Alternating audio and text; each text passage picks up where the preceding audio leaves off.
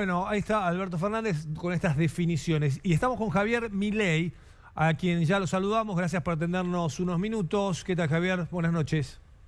Hola, Franco, ¿cómo estás? ¿Puedo pedir que me den un poquito más de retorno al teléfono? Claro que sí, enseguida lo Ahí mejoramos. está, perfecto, ahí escucho perfecto. Y está siempre hablando del fin de la inflación. De hecho, estás presentando este tema justo en un día, además, donde tenemos una inflación descomunal, ¿no? De 8,4. Bueno, eso no solo que es 8,4 en el mes, acumulamos 108 en los últimos 12 meses y hoy la inflación estaría viajando en torno al 150%. Ahora, lo interesante es entender la estafa que es la inflación, ¿no? Porque si yo tenía un billete de 1.000 pesos el año pasado, con esta inflación, ese mismo billete hoy compraría el equivalente de 480 pesos de aquel momento. Es decir, alguien me robó 520 pesos. Y ese robo es el impuesto inflacionario. Y el impuesto inflacionario surge como consecuencia de la emisión monetaria que utiliza que hace el Banco Central para financiar al fisco, es decir, para financiar a los políticos. Es decir, lo que estamos viendo es cómo los políticos nos acaban de robar la mitad, ¿sí?, de lo que teníamos en un billete a lo largo de un año para poder continuar ellos con la fiesta del déficit fiscal, que los únicos beneficiarios de ellos son los políticos. Ahora, Javier, este era un escenario posible, porque el año pasado, yo me acuerdo perfectamente, se dijo que si no hacían nada, la inflación para este año podía llegar tranquilamente al 140-150%. O sea, está pasando lo que tenía que pasar, ¿no? O sea, no debiéramos sorprendernos por estos números. O sea, ¿estaban los cálculos o no?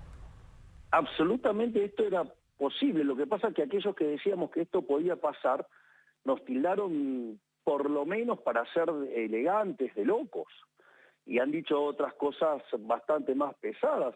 Es decir, este gobierno ha negado sistemáticamente la naturaleza monetaria de la inflación, ha emitido de una manera descomunal. Es más, este gobierno acumula más de 470% de inflación. Hay probablemente piso 50 puntos de inflación reprimida cuando vos mirás la diferencia entre la inflación entre bienes y servicios, y si vos mirás la de los estacionales, que en realidad, digamos, podés tener una diferencia, pero no una diferencia de 200 puntos. Entonces, o una de dos, o los índices tienen algún problema de construcción, o para adelante, digamos, nos estamos encontrando frente a una, digamos, montaña de inflación.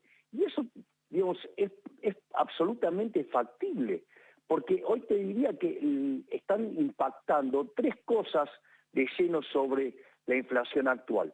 Por un lado, la emisión monetaria pasada. Recordemos que este gobierno irresponsablemente ha emitido 16 puntos del PBI, es decir, ha emitido 3 bases monetarias. Por lo tanto, digo, no debería sorprender que tengamos estos niveles de inflación. Por otro lado, emite para, por ejemplo, financiar el déficit fiscal o para emitir esta arbitrariedad y locura del dólar soja. Y como si fuera poco, tenés un problema con la inflación, con la emisión futura, que es el tema de las LELIQs, es decir, esos instrumentos que utilizó el Banco Central para quitar pesos de la calle y pagar tasa de interés, que hoy pagan una tasa del 155%, y donde la relación entre esos pasivos remunerados del central y la base monetaria está en los niveles que teníamos en el primer trimestre de 1989, es decir, en la antesala de la hiperinflación. Le pregunto en este caso al Milei economista, durante este fin de semana se supone que va a haber una mesa con Massa junto a sus colaboradores económicos. ¿Hay alguna medida que pueda anunciar Massa este fin de semana o imaginemos un lunes antes de que abran los mercados que pueda ayudar a bajar la inflación de aquí en adelante? El problema es que todo lo que haga este gobierno le va a salir mal, aun cuando quisiera hacer las cosas bien, porque este gobierno carece de reputación. Por ende, ningún anuncio que haga es creíble y por ende le va a salir mal. O sea, todo lo que haga le va a salir mal a este gobierno, porque carece de reputación y por ende no es creíble. Y además, si las cosas que intentan hacer son cosas que siempre fracasaron, o sea, ¿se acuerdan cuando arrancó el año y que decían que estaban recalibrando y que no sé qué cosa para poner la inflación en el 4? Y En el 3, yo recuerdo haber estado contigo, Carolina, De Sofi Terrible. Soy Sofi Terrible, Javier. Sí.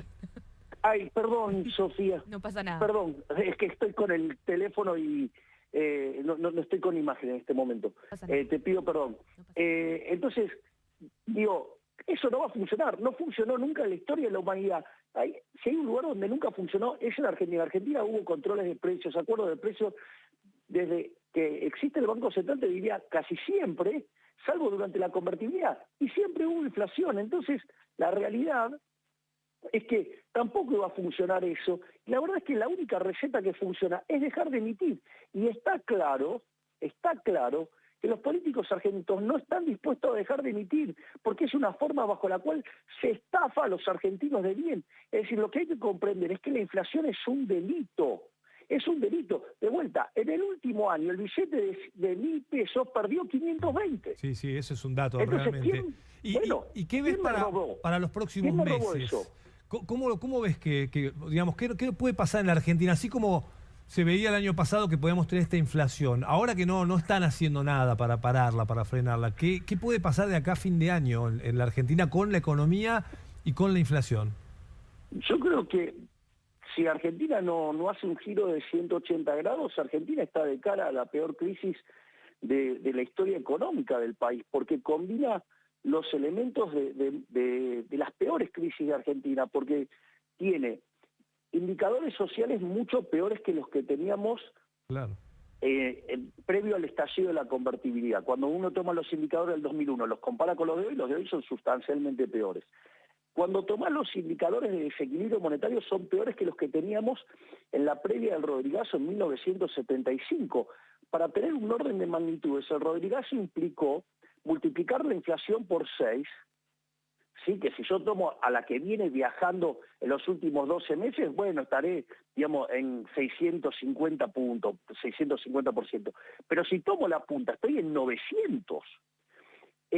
Y también implicó multiplicar por 5 la cantidad de pobres, o sea, que pasaron de 5 a 25%. Hoy no puedo multiplicar por 5, no me da la matemática, tendría un desastre social.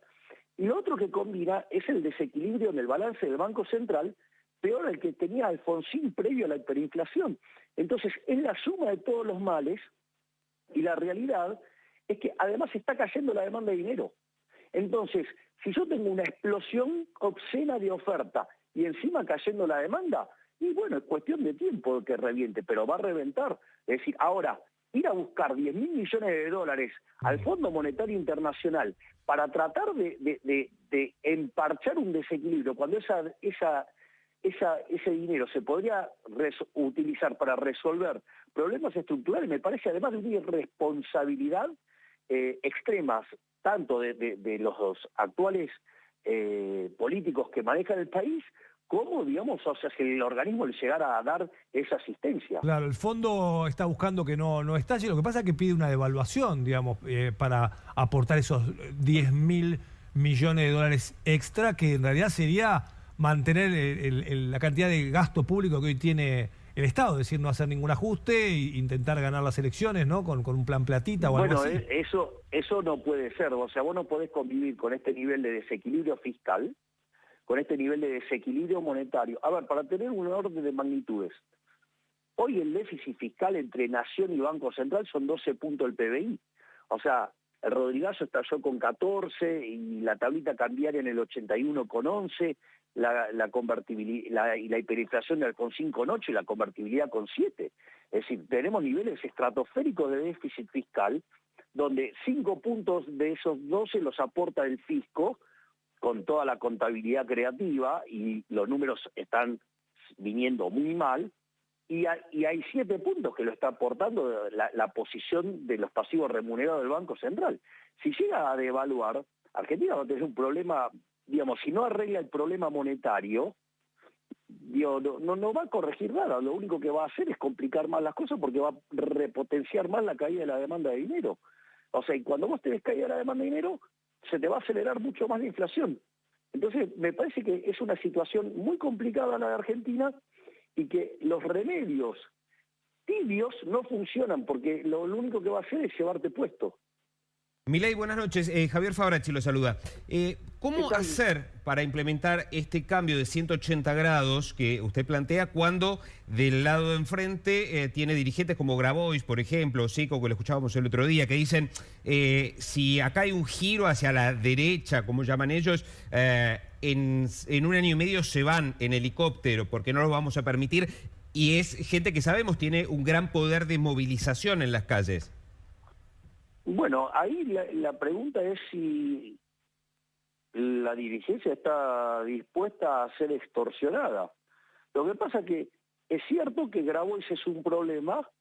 Ahora, ese problema podría ser atacado perfectamente con la fuerza de seguridad y con la justicia. Es decir, eso dio el primer punto. El segundo punto, que me parece mucho más complicado, es que hay complicidad de las fuerzas políticas con eso. Porque en realidad los mismos que salían a hacer desmanes en el año 2001 están hoy adentro del gobierno y por eso no pasan las cosas que pasaban, pero claro, pueden amenazar con que entonces que solamente puede gobernar un signo político, pero es un disparate. Lo que ha dicho, digamos, el señor Grabois en esa declaración es bastante peligroso. Y no solo eso, el problema es que Grabois tiene cómplices, no solo tiene cómplices en el gobierno kirchnerista, también le pone mucha plata al señor Larreta a Grabois. Entonces, ojo, porque son todos cómplices de esta decadencia argentina donde se perjudica a los argentinos de bien y solamente prosperan los políticos. Ojo con eso. Milei, ¿usted cree que la oposición tiene algún rol en todo esto? En el sentido, obviamente no estoy hablando de generar la inflación, pero podría tener alguna instancia de diálogo con el gobierno, tal vez más de cara a las elecciones PASO o cuando tengamos un panorama más claro de quién va a ser el próximo presidente de la Argentina. ¿Usted estaría dispuesto a ponerse en mesa de diálogo con el gobierno para intentar, bueno, no llegar tan deteriorados, ¿no?, hacia fin de año? Yo no me siento, digamos, a hablar con delincuentes. Yo no transo con la mafia. Y eso tiene que ver con los que están en el gobierno actual y la pseudo-oposición. Digo, la pseudo-oposición, les cuento, que aduciendo una cuestión de responsabilidad, le validó presupuestos. Es decir, el último presupuesto, vos no tenías las mayorías para conseguir votar el presupuesto, porque el Frente de Todos tiene 117 diputados y vos necesitabas 129 votos. ¿Quién se los aportó? Claro. Se los aportó Juntos por el Cambio, desde los radicales y sus negocios con las universidades. Entonces, digo, a ver, la pseudo oposición que es Juntos por el Cambio siempre termina haciendo un enjuague donde uno es el policía bueno, el otro es el policía malo, pero le terminan aprobando todo el kirchnerismo y se benefician todos de esa fiesta, porque la mayor presión que metían desde Juntos por el Cambio era ¿desde dónde? Desde sus gobernadores para recibir más recursos, o la complicidad de los de Juntos por el Cambio aduciendo responsabilidad y avalar el programa del Fondo Monetario Internacional cuando la contraparte de ese financiamiento era déficit fiscal. Milei, y suponga que usted es gobierno, ¿hay solución rápida para bajar la inflación? ¿Ese giro 180 que usted propone, es rápido? ¿O todavía nos quedan años de inflación? No, vos para bajar la inflación el día que vos cortás con la emisión, tenés que esperar entre 18 y 24 meses para ver los resultados. Es decir, eso no es instantáneo, porque, a ver, esto es muy importante, lo que acabas de preguntar es importantísimo. Es decir, la inflación es siempre y en todo lugar un fenómeno monetario, generado por un exceso de oferta y dinero, ya sea porque te cayó la demanda, porque te subió la oferta o te pasaron las dos cosas juntas.